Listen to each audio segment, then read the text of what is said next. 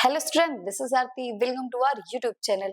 आज हम करेंगे 9th क्लास की इंग्लिश की एक पोएम, डस्ट ऑफ स्नो। बेसिकली जो ये पोएम है ना, दिखने में तो बहुत छोटी सी है, 2 या 4 लाइनों की ये पोएम है, बट इसका जो मीनिंग है ना, वो बहुत ही डीप मीनिंग है। तो ये सुपरस्टिशन के ऊपर हमारी जो पोएम है कि किस तरीके से हमारी सोसाइटी में अंधविश्वास जो है वो फैला हुआ है, तो हम इसको किस तरीके से दूर कर सकते हैं। तो चलिए स्टार्ट करेंगे हमारी आज की पोएम। तो देखिए, ये जो हमारी पोएम है डस्ट ऑफ स्नो, ये किसने लिखी है? इसके जो राइटर है वो है रॉबर्ट फ्रॉस्ट। रॉबर्ट फ्रॉस्ट एक ऐसे राइटर थे जो बहुत ही डीप थिंकिंग पोएम को लिखा करते थे। देखिए, Robert Frost highlights the transformative power of nature. इन्होंने नेचर की एक ऐसी पावर को डिस्क्राइब करा है जो ट्रांसफॉर्मेटिव है, मतलब चीजों को ट्रांसफर कर देती है एक से दूसरी तरफ। मतलब सडनली आप बहुत ज्यादा सैड हो, फिर एकदम से ट्रांसफॉर्म किस तरफ चले गए, आप बहुत ज्यादा हैप्पी हो गए।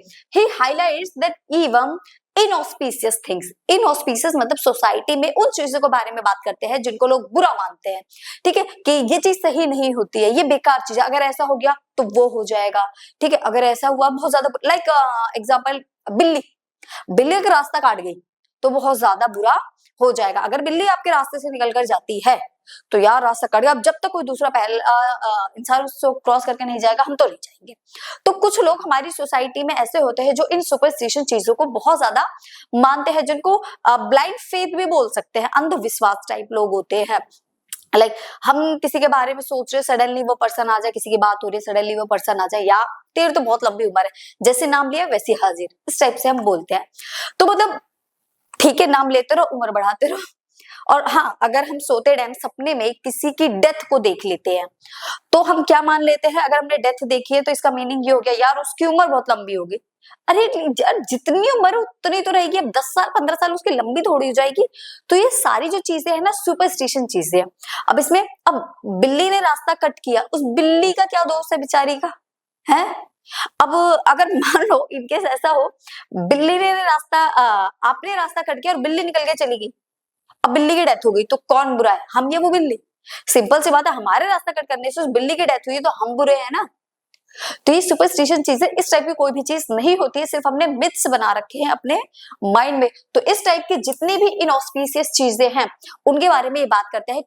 कुछ भी सोसाइटी में ऐसा बुरा नहीं होता है। अब बिल्ली, वो तो एक छोटी सी प्यारी क्यूट सी है, अब वो निकल के जा रही है, सडनली आप भी उसी रास्ते जा रहे हो, क्रॉस करके निकल गई, तो अब आपके साथ कुछ बुरा होगा? देखो, पर्सनली अगर मैं बताऊं तो मैंने एक्सपीरियंस किया है, बट ऐसा कुछ भी नहीं होता। बिल्ली के कट करने के बाद फर्स्टली मैं वो थी जिसने उसके रास्तों को कट किया, बट मेरे साथ कभी कुछ भी बुरा नहीं हुआ। हाथ में खुजली का होना, यार बहुत खुजली हो रही है, आज तो पैसे मिलने वाले हैं, ऐसे खुजली होती रहे और बैग भर भर के आपको नोटों के मिलते रहे।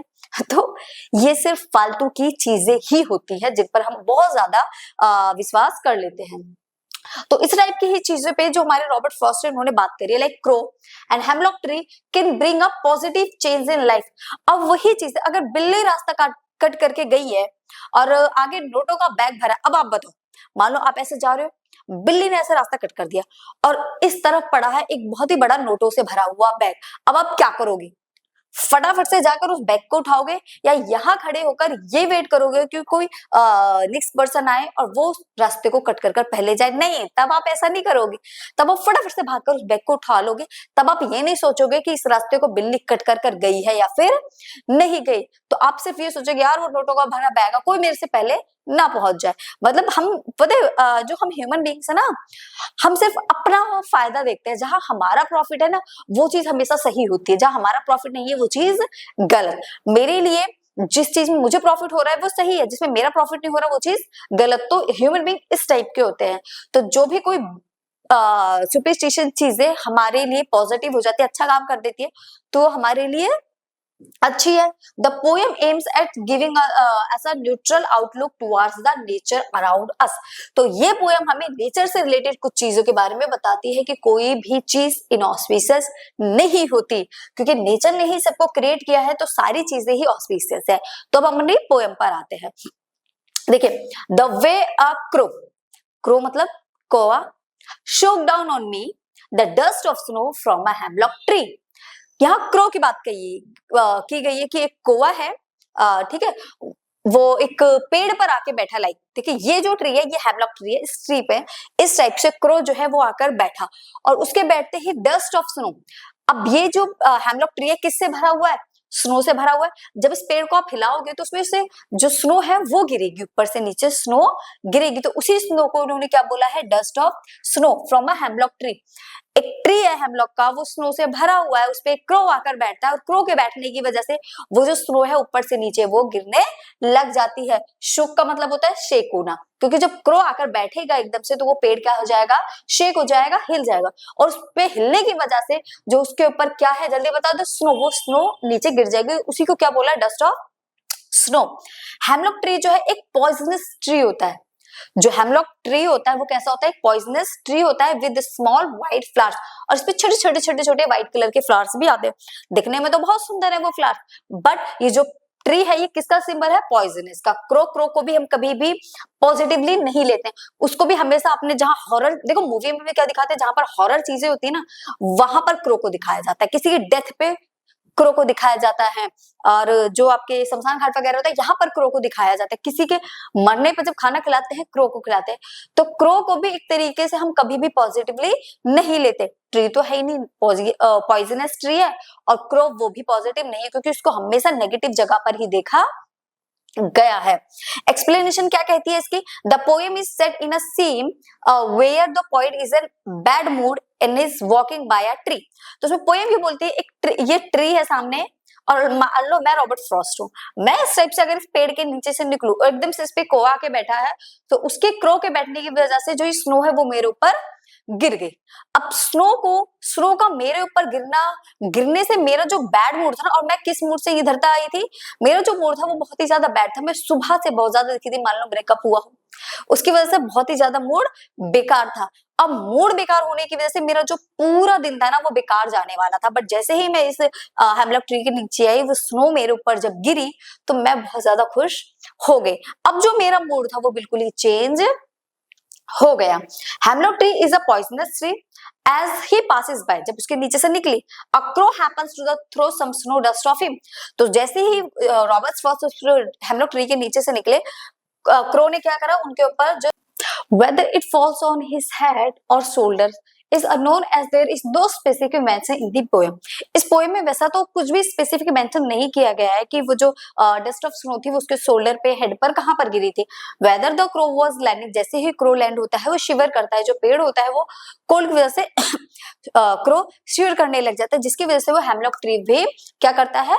शुक करने लग जाता है, मींस शेक करने लग जाता है। Readjusting itself on the branch, वो अपने आप को एडजस्ट करता है, और taking off it happen to send some particles of snow upon the author. फिर जो ऑथर है रॉबर्ट फ्रॉस्ट है उनके ऊपर उसके पार्टिकल्स गिर जाते हैं। The two agents of nature, यहाँ पर दो एजेंट्स लिए गए हैं नेचर, देखो दोनों ही नेचर के हैं, क्रो भी नेचर का और हेमलॉक भी नेचर का। The hemlock tree and the crow are signifiers of sadness and gloom, just like the poet's mood was in the opening scene। जैसे कि स्टार्टिंग में बताया गया था कि ये दोनों के दोनों ही क्या है, दोनों को ही एक इनऑस्पिशियस चीज माना जाता है, बट यहाँ पर इन्होंने पोएट का मूड एकदम से चेंज कर दिया।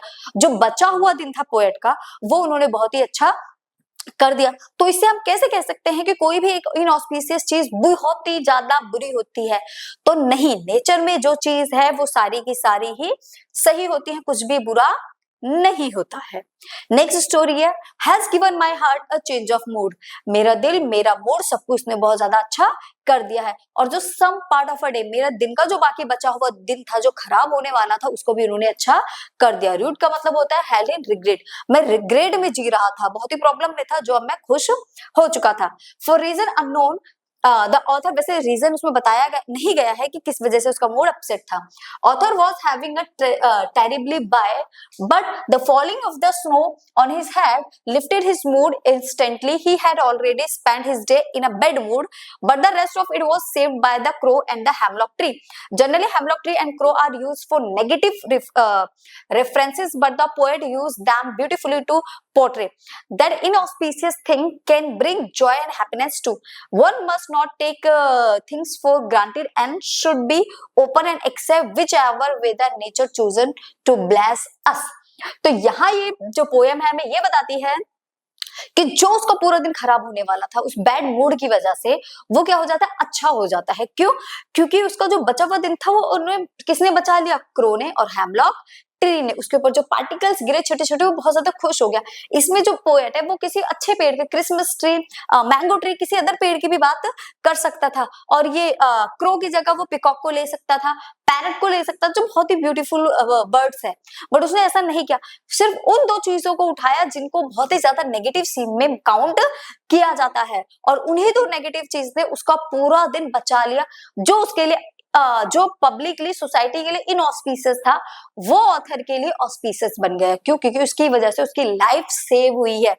तो अगर नेचर ने हमें कुछ बना कर दिया है, हमारे लिए कुछ सेव किया है, उसने चूज किया है, तो वो हमारे लिए ब्लेसिंग का काम करता है, ना कि नेगेटिविटी का काम करता है। तो ये एक छोटी सी पोयम थी, और इसका ये डीप मीनिंग था जो हमने समझा, जो कि सुपरस्टिशन के ऊपर था। तो मीन्स ये जो पूरी हमारी पोयम है, ये हमें ये बताती है कि जो हमारी सोसाइटी में सुपरस्टिशन चीजें चल रही हैं, वो सिर्फ हमारे माइंड का ही गेम है, बाकी अदरवाइज ऐसा कुछ भी नहीं होता है। नेचर ने जो हमें दिया है वो सब कुछ बहुत ही ब्लेसिंग दी है हमें।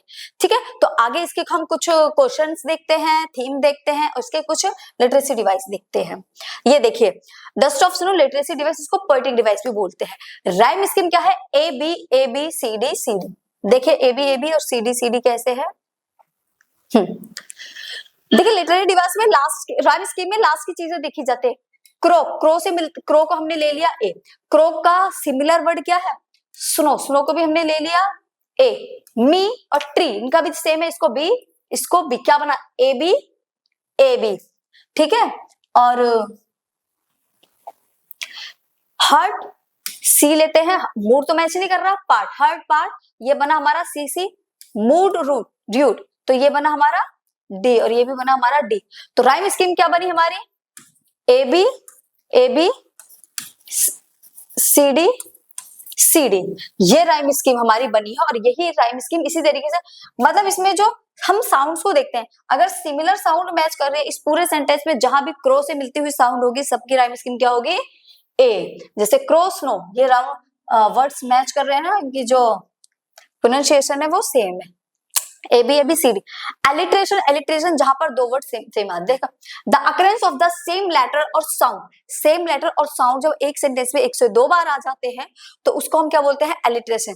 ठीक है, at the beginning of adjacent two closely connected words, इसमें देखिए ये रहा। अब इसमें क्या रहा, शुक डाउन, ओ वर्ड दो बार आ रहे हैं ना, ओ शुक डाउन, ओ भी, शुक में भी ओ और डाउन में भी ओ, तो ये क्या हो गया हमारा, एलिट्रेशन हो गया। Inversion, when the structure of a sentence is changed by the poet to create rhyme, जब उसको अपना स्ट्रक्चर चेंज करना पड़ जाए तो उसको ही क्या बोलते हैं, और वो एक राइम क्रिएट करने के लिए उसको अपना स्ट्रक्चर चेंज करना पड़े, उसको इन्वर्जन बोलते हैं। This poetic licence is called inversion in the stanza first, and inversion can be same. Assonance ये होता है, prominence of the vowel sound throughout a lines is called assonance. जब 2-3 बार आपको क्या देखने को मिलती है, वॉवेल्स देखने को मिलती है, जैसे शोक डाउन ऑन मी, सब में ओ आ रहा है ना, तो ये क्या हो गया, ओ जो है ये हमारा एसोनेंस हो गया।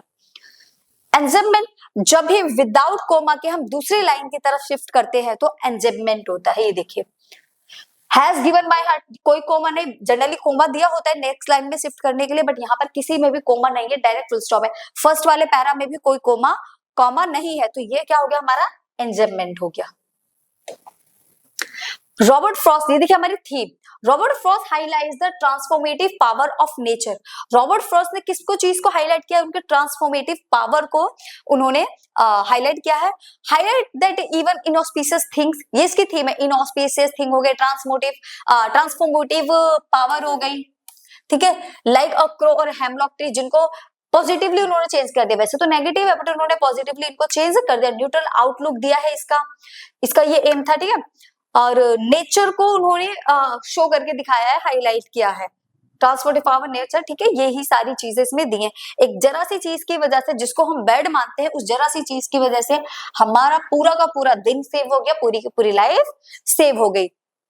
ठीक है, नेक्स्ट इसके कुछ क्वेश्चन आंसर है। What did the crow do to the tree? Tree पर जो क्रो था वो क्या कर रहा था, ये आंसर आप दोगे और मुझे कमेंट में कुछ इनऑस्पिशियस चीजों के बारे में बताओगे कि आपके यहाँ पर किन चीजों को इनऑस्पिशियस माना जाता है। What is a hemlock tree? Hemlock tree क्या है? What is a dust of snow क्या है? Why doesn't the poet write about a more beautiful tree such as maple और एन ओक और एन पाइन? उसने किसी भी ब्यूटीफुल क्या बोलते ट्री को क्यों नहीं लिया? वो अल्पाइन को ले सकता था, मैपल को ले सकता था, बट उन्होंने नहीं। उन्होंने किसको लिया? एक बहुत ही पॉइजनस ट्री को लिया। Why? Why does the cross symbolise in the poem dust of snow? Dust of snow को ही क्यों उसने सिंबलाइज किया है? What gives the poet a change of a mood? किस तरीके से जो पोएट का मूड था वो एकदम से चेंज हो जाता है। Why had the poet rued the day? उसका जो पूरा दिन था वो किस तरीके से सेव हो जाता है। तो ये हमारी पोएम थी डस्ट ऑफ स्नो। तो बाकी हम नेक्स्ट क्लास में इसकी बाकी की जो पोएम है वो करने वाले हैं। और हाँ, आपको कमेंट में इनऑस्पिशियस चीजों के बारे में भी बताना है। इसको डीपली पढ़ना, ध्यान से पढ़ना, बहुत इंटरेस्टिंग सी ये पोएम है। तो चलिए बाय बाय, टाटा, फिर मिलेंगे एक न्यू पोएम के साथ।